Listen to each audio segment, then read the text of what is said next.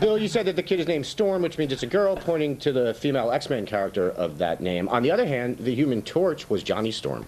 That's true. So it could be. Why would you name a kid with a last name? I mean, that's just weird. As opposed to raising a kid genderless. That was a joke, Andy. Thanks.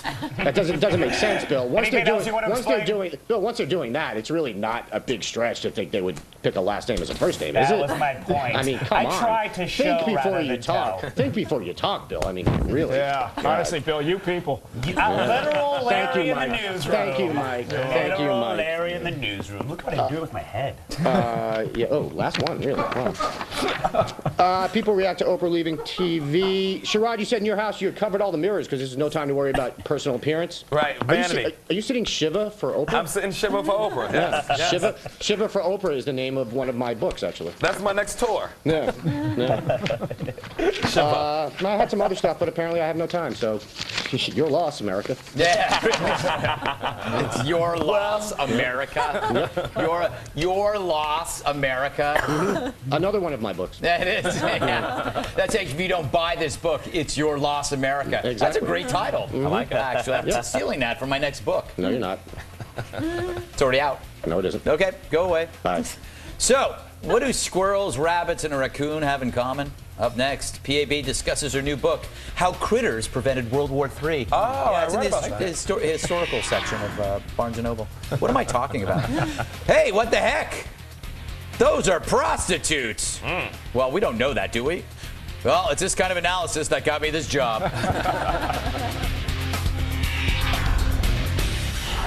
Well, Donald Trump won't get off his hump. Yep, he's still talking about Obama's birth certificate, allegedly telling something called WorldNet Daily that he thinks it's as real as his weird golden hair. Trump reportedly said a computer expert assessed the document and deemed it a computer-generated forgery. Oh, man. But now Trump is denying this report from WND, releasing a statement that says, quote, "Is his birth certificate legitimate? I hope it is for the good of the country, but that's for the experts to determine, not me." Hey, I've got an idea. Why don't we discuss this in our lightning round? Hey, you know, Sherrod, in the green room, you said Trump was your hero for exposing Obama as a Kenyan interloper. That's why I did say that. I only have so many heroes. It's Trump, Flavor, and then Charlie Sheen. Yeah. So are you glad that Trump is still keeping on this? For the love of God, man. Didn't his show already have the season finale? Why is he doing it now? I don't know. And then now he's talking about PAB that he may run for president again. Is he just addicted to attention? Yeah, I know. He said he was ruling out 2012. Now he's not completely ruling out 2012. It's bizarre. But, you know, when it comes to fake things, he did, own the Miss Universe pageant, so maybe he knows a little bit there. Excellent point. We're going to get letters from no one. Miss Universe candidate. Basically, we don't get letters. I always say that, but I kind of want letters, but I don't get them. You get telegrams. Yeah, I do. I get telegrams. Hey, Mike, who do you believe? Do you believe Trump or WorldNet Daily, who claims that he said this? You know, I actually believe both of them to the same degree. Nice. Way to ride that fence. I love fence riding. That's your answer, though? That is my answer. That was kind of depressing. It's a lightning round. Bill, you know, he denies he said all that stuff. And we have to believe him because he's never really said stuff like that before. Yeah. Well, you brought up earlier that that has to be real because otherwise that WorldNet Daily is going down. Yeah. The other thing is that computer programmer that said that this thing was a forgery, that's about as real as all the assistants he sent down to Hawaii to study up on his actual originality of being born there and everything like that. That never happened. This never happened. That's the next apprentice should have all the contestants go to Hawaii and find the birth certificate. That should be the whole thing, and then you get eliminated every week. It would be hilarious if he was right, though. But he's not. But it would be funny. Right. He's not right. He's not right. But it would be funny. But it's not. It's terrible. It's wrong. Coming up next. Well, anyway, Utah is making it illegal to act sexy. A new law there has broadened the definition of prostitution to include any person who indicates through exposing or touching themselves that they intend to exchange sex for money. Sherrod, couldn't this lead to the arrest of strippers and escorts and other really good people? I mean, if I ever go to this town, I'm under arrest. Yeah. Because that's every move that I make. Yeah, it's Everything true. looks sexual, and I need money for it. Yeah, exactly.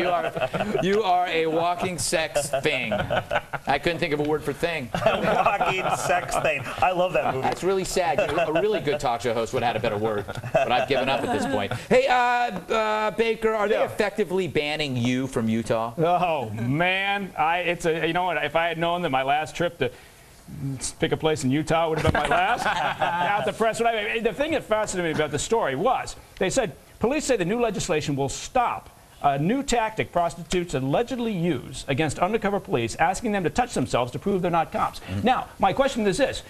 What happens if you go and use the services of a prostitute simply to have her sit there and watch you touch yourself? Right. Hey, welcome to my last week. Welcome to my last week. You know what? Leave it to a sexual predator like Mr. Baker to find the loophole. You have crossed the line. Find the loophole. Tired of you people crossing the line. It's just part of his tradition of always defending the criminal. Yes. PAB, is this a stupid law or a good law? Well, it's already been apparently found unconstitutional in the past, so I'd say it's probably pretty silly. And as one critic of the law was saying, it's not like every time a woman touches her breasts, it means she's open for sex. Yeah. Here's the thing. Wait a second. That's wrong. So, Here's the thing. I got to move on. But here's my point. If prostitutes do that sort of maneuvering prior to actually prostituting themselves, then I wouldn't need a prostitute. Right. Yeah. I would right after that happens. I would be like, thanks, and then I would run home with it in my head. I just saved myself $12. As soon as he say, hey, touch yourself, you be like, okay, thank you, you can get out. Exactly. They would never get any money. Let yourself out the car. And as the editor of Short Shorts Weekly, I have to ask, does this apply to men? I don't know. This is a good question. And another reason for you to pick it out in front of Pick a place. my apartment. Loose knuckles. Okay. I got to move on. Okay. What happens if you think the prostitute is a cop? Can you get her to touch herself? Ah, that's a good point. I'm just thinking like a lawyer. All right. Double. Time for another break, and remember to check out the new Red Eye podcast. There's a new one every day. To catch them, go to foxnewsradio.com and click on Red Eye. Tonight we talked about men who wear shorts. Oh, I teased it already. Yes. So yesterday, the day before now, we told you that MSNBC host Ed Schultz, no relation to Bill, had been suspended for a week after calling Laura Ingraham a slut. We have tape of this. President Obama is going to be visiting Joplin, Missouri on Sunday. But you know what they're talking about? Like this right-wing slut, what's her name, Laura Ingraham? Yeah, she's a talk slut. Oh, man, twice? Twice, yes. So last night on his show, Schultz apologized. On my radio show yesterday, I used vile and inappropriate language when talking about talk show host Laura Ingraham. I am deeply sorry, and I apologize. It was wrong, uncalled for, and I recognize the severity of what I said. I apologize to you, Laura, and ask for your forgiveness. And he apologized. It doesn't matter what the circumstances were. It doesn't matter that it was on radio and I was ad-libbing. None of that matters. None of that matters. What matters is what I said was terribly vile and not of the standards that I or any other person should adhere to. And he apologized. I want all of you to know tonight that I did call Laura Ingraham today and did not make contact with her, and I will apologize to her as I did in the message that I left her today. And he apologized some more. I want to apologize to Laura Ingraham. I want to apologize to my family, my wife. I have embarrassed my family. I have embarrassed this company. And I have been in this business since 1978, and I've made a lot of mistakes. This is the lowest of low for me. All right, he went on for another 45 minutes, but you get the idea. He's sorry. PAB, was this an apology or a please don't fire me speech? You know, I mean, it certainly seemed sincere, but I have to say, I mean, if you listen to that audio, that word came out of his mouth very easily, like it's something he says all the time when he's among friends. But I mean, obviously he has no class because the classy Schultzes have no tea. Oh, that's adorable. Thank you. Sherrod, They have no teeth? teeth. Well, that too. No, the ones that are on meth have no teeth. Oh, that's right. It's the family business. Yes. Sherrod, Laura accepted his apology. Should that be the end of the story? First of all, you can't call a woman that word without dating them. And you got to at least have some track record for it. That's what he gets for trying to be funny. Yeah, that's true. Stop trying to be Jon Stewart. You're a news dude. Do the news. Exactly. Mike, this is what the thing about Schultz is, years ago he was a super right-winger, then he became a rabid left-winger. So basically, and he'll say anything for money, which is what this apology was about. It was just about, saving his job. That's what it's all about. And also, I'm impressed that Sherrod and I seem to have been dating the same gals. Yeah, it's all about, we know this from society nowadays. You can say anything you want to, and apparently you can walk a dog back, the next day. Just apologize enough, get out there, seem contrite enough, but you can still get your shot in, right? Which is what happened. That was just a long apology, Bill. Is there anything you want to apologize to me for?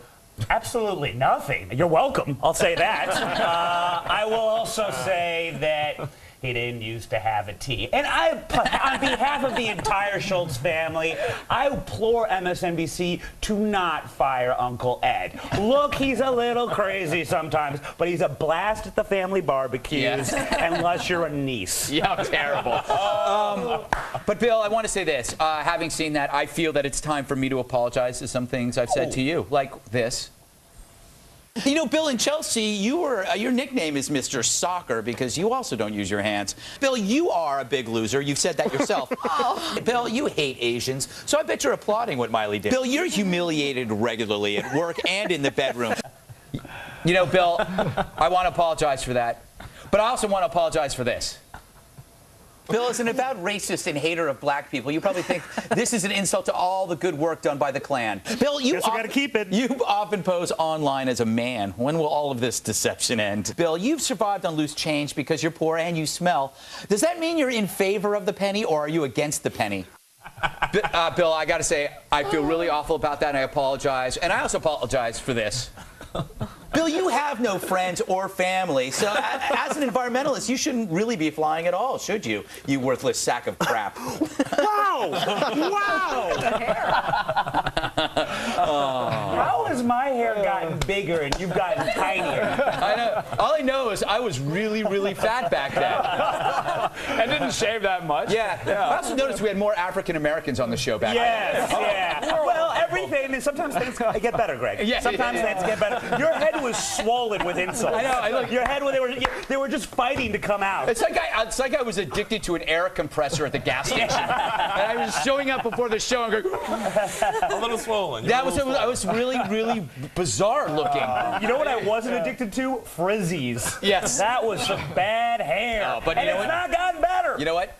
That makes me like this set, too. That was a scary terrible. set. All right, we'll close things out with the post-game wrap-up from TV's Andy Levy. Jerk. And to see clips of recent shows, go to foxnews.com/redeye.